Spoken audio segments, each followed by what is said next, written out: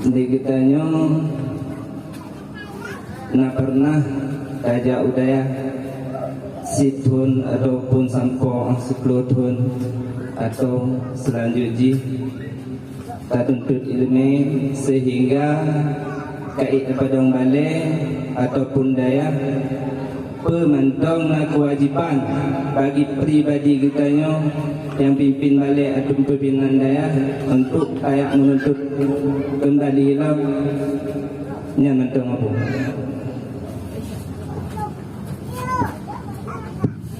Terima kasih. Nabi ni pegah YouTube Nabi ni pegah iban YouTube ilmu dari ayunan sehingga ke biang menyamnan hana pripi wajib buat teman cara buat na tinggi na rendah menyangtanya kalau enggak sipahan payah takalan gure-gure yang lebih layu misalnya natu belang-belah di na uru-urun yang nonton payah tak tepat semua menyangtanya kadung tingkat tu kadung tingkat urunnya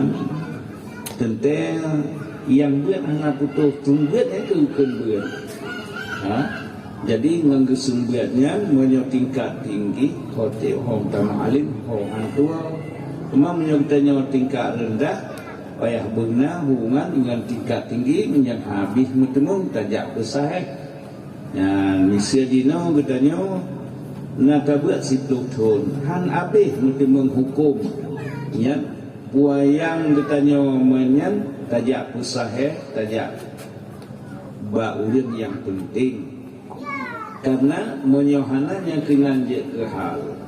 tapi menyohankan tingkat orang yang cukup tinggi dan yang hanya payah jangan nyembangkannya karena keputusan asal kitab yang seperti Abu Langin berkaya sehat Abu Pantan Abu Tibi Abu Samalangan yang hanya payah tanya melibat orang lain dunia